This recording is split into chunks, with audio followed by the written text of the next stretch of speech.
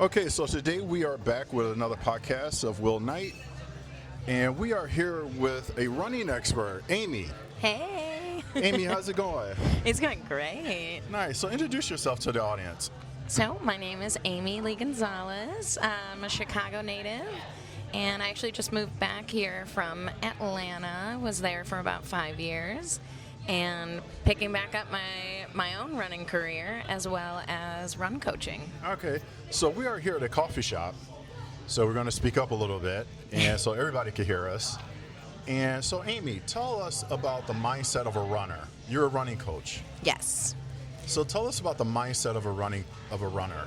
So the mindset, so I work with a lot of long distance. I myself am also a long distance runner. The mindset is just, keep going. I think everyone has a different purpose for running. Yeah. But for myself, I know it's longevity. I want to be able to run, well into my older age. And I'm also finding out a lot of those obstacles as I'm getting older, which is kind of cool. So it's exploring that.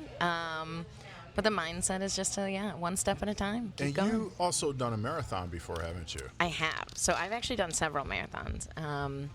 I've done 6 marathons, 5 of which were the Chicago Marathon, and then I did one that was the Publix in Atlanta. And I've also done a few ultras. Okay, and trail running as well. Yes. Okay. So living in Atlanta, I got pretty big into trail running. Okay. Very different and rewarding in a different way as well. What separates a casual runner from like a committed runner? I would say casual runners, you're probably going to be at a lower mileage per week. A more avid runner, definitely going to up the mileage, probably has more goal-oriented. And music helps as well, right? Oh, I love running with music. Yes, not everybody does. Actually, my first marathon, I didn't run with music, but it was funny, during my training I did, but day of, I was like, I really wanted to be present. But since then, I have ran with music. I love it. How do you motivate yourselves and others to go out, like I guess it's easy to go out on a good day, whereas 60, 70 degrees, sometimes 80. Yes. Low humidity in the morning. But how do you motivate others to go out when the weather is not so good, or just trying to get up out of bed? It's always just a reminder of what's your goal, and are you willing to do what it takes to reach it?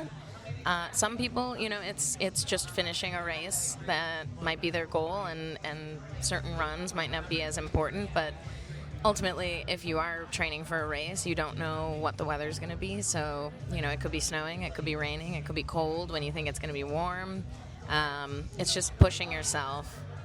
How do you help athletes compete or in running as well? Competing. So again, we're gonna set a goal.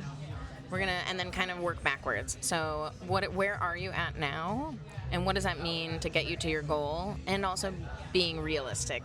So let's say for right now, I run 3 miles a week, like on a Saturday or Sunday, and I want to train for a marathon. Yes. The following year. So give myself a year of training. What does that look like? So typically, the training program for a marathon is going to be anywhere between, I would say 16 to 24 weeks. And that just kind of depends where you're starting at. If you're starting at, you said 1 time a week you run 3 miles? 3 times a week. Three times a week. I'm sorry, 1 time a week I run 3 miles a week. So 3 miles. So you're going to want to increase your run. So I would suggest 3 days a week where you're doing, 2 short runs and a long run. And those will increase within the duration of your training period. I like to do 3 weeks on, so that means you're increasing about 10% of your mileage as well as effort every 3 weeks, and then you bring it back down, and that's your recovery week. And then you're increasing. So for me, your training would be probably 24 weeks. Because you also want your joints and ligaments to get used to the impact. Okay. So going too fast, and like let's say we had you doing 2 5-milers a week and then start you at your long run at 6 miles, that would be a lot. Okay. All So right. I would start you probably at like 2 miles, 2 miles, 4 miles. Interesting. Yeah. So, and obviously you run with people now. So you did running seminars or Yes. coaching. Yes, so I did a running certification, that was just one aspect of it, but that was like a pretty intense weekend where you're training, or not training, you're in the class, and then you get your certification, take a test. But since then, I've gone to a lot of seminars. I also worked at Fidipides when I was in Atlanta, which is a cool little running store. I believe it was the first running store in the U.S. Really? Yeah, so it's opened by Jeff Galloway, who is like, he's like a total celebrity in the running community. All right. And while I think he's 78 now. So I got to work not necessarily with him, but I did get to attend a lot of his talks and kind of run groups, and learned a lot. So he's basically the guy who like started the walk run method, and like one of his methods starts at like 30 seconds on, 30 seconds off. So you're running for 30 seconds and then you're walking for 30 seconds, and you can do that. And some people actually like do this for an entire like half marathon, full marathon, and it's a great way of just kind of like, you're not overexerting, but you are still making progress. Okay. And what the idea is that like you're running maybe 30 seconds, and then you want to increase that time and decrease your rest time. Interesting. Yeah. But sorry, to answer your question, wait, actually, what was the question? I don't know. I got ahead of myself. That's okay. So we're gonna move on though. What's a runner's high? Ooh, okay. So runner's high it's actually endorphins. So once you reach a certain threshold, the body releases endorphins, which like kind of lowers your pain threshold and or it increases your pain threshold, and then it also just gives you like this euphoric feeling. Okay. This is like, you definitely need to be exerting to reach this. For myself, because like if I'm in a marathon or something, it's more of like a steady pace. I would say though around mile 7 or 8 is when I start to feel it, and it's actually funny because it'll feel like I could go on forever, and like I have to control it, because I'll be like, I want to go faster, or I feel like I can push really hard, and then it's like, stick with the plan. But yeah, I definitely get it after sprints too. So training right, what's the science behind the stride? Like for instance, building up endurance, strength, and most important, avoiding injury.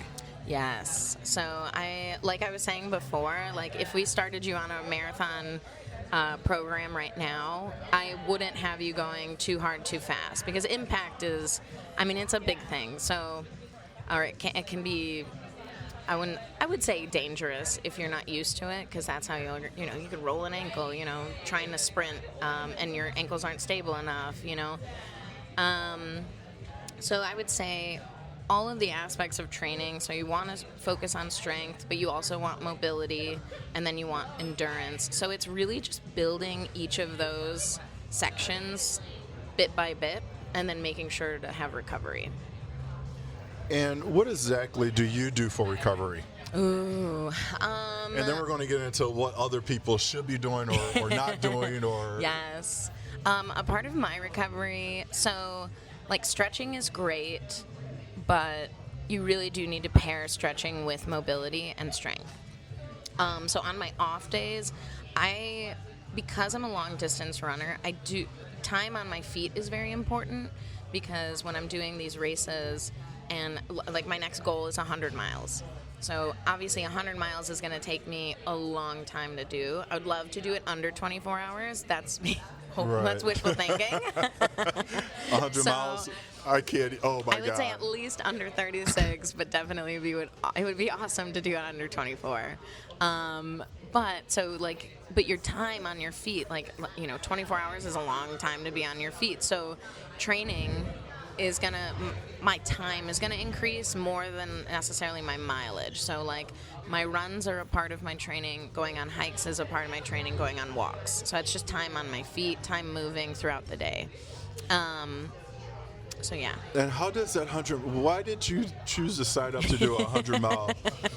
So the first marathon I ran, actually this is kind of funny, I didn't know there were any other distances between the 5K and the marathon. So I was like, well, I don't want to do a 5K. I know I can run 3 miles, so I guess I'll just sign up for a marathon. And in marathon training, this girl asked me, she's like, oh, are you doing the like Chicago half? And I was like, I don't even know what you're talking about. And she's like, the half marathon. And I was like, there's a half marathon? So I did need to sign up for the full marathon? This distance, but I did the training and I was consistent and I had such a good routine that the day of the marathon, it was my one and only race that went flawless. And I finished the marathon thinking, oh, I could keep going. And so years later, I did end up running a 50K, and then I ran a 50-miler in 2021, which was awesome. And I finished that race thinking, it took me 16 hours.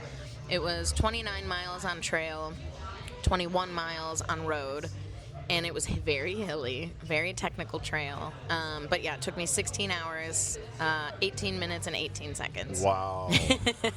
That's a lot. But I finished it, and I thought I could keep going. And no injuries? No injuries. Luckily, I am currently injured. I was doing downhill running in Switzerland, not to brag, and I wasn't trained for it. And this injury has reminded me that I am not invincible and that I need to train. And it actually brought to light, like, hey, there are differences from me being 34 versus when I was 24. Okay. And I'm starting to realize that, and so my training is going to look different going forward. What is the most common training mistakes new runners make? Oh, going out too hard, too fast. I mean, much like anything. I mean, it's... I would say, like, getting your joints and ligaments, kind of what I was talking about before, getting that used to running and overexertion and being tired. More often than not, people will overtrain in the beginning instead of easing into training. So, like, I would even do, let's say tomorrow you wanted to run or you signed up for a marathon for next year.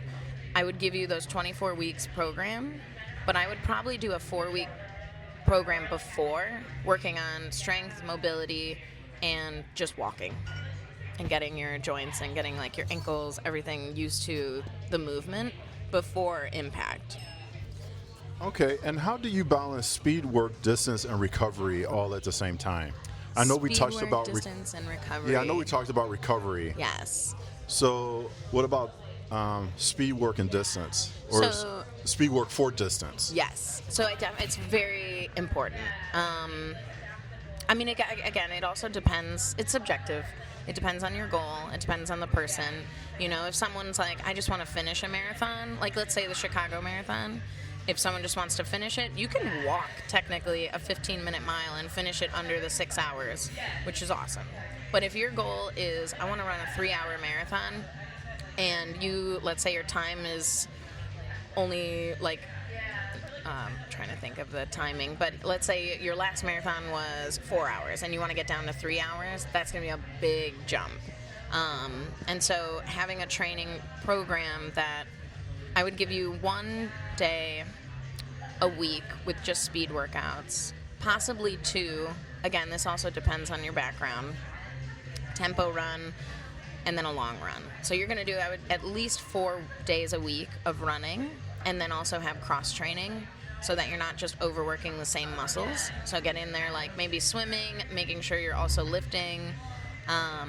But the importance of to have a balanced schedule and recovery is just so important. I do emphasis to people, you need at the very least a whole 24-hour period to relax your muscles throughout your week. So I would do 4 or 5 days on and maybe 1 active recovery day and then another recovery where you're just kind of laying low. You know, what's interesting is I was looking at the marathon, and You want to do it? I actually do, but I think I would do more like a fast walking pace. Yeah. Well, you and could maybe walk, do run. like a walk run type pace as well. Yes. But what I noticed was, and it reminded me of a story that a lady in her 70s or 80s, she was looking at the marathon on TV, and her husband was there, and they're sitting back in their lazy boys, and she goes, "Oh, I wish I could run the marathon." And he goes, "Why not?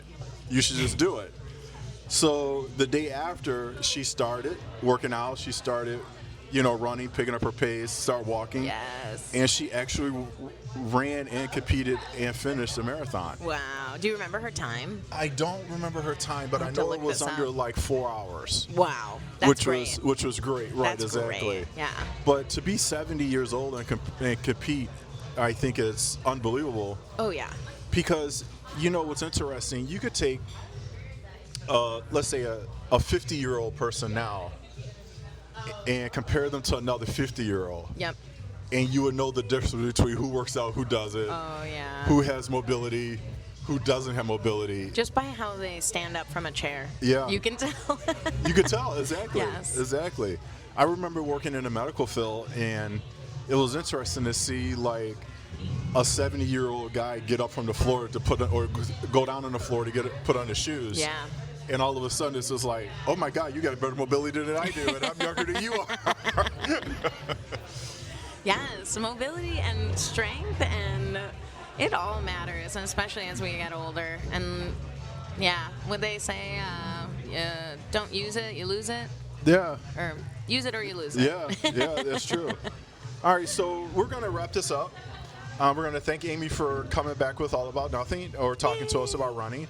And we're actually going to have her back to talk about nutrition, recovery, and running through life, what motivates her. So hopefully you'll hear that part next week. We'll talk to you later. Thanks, Amy. Thanks.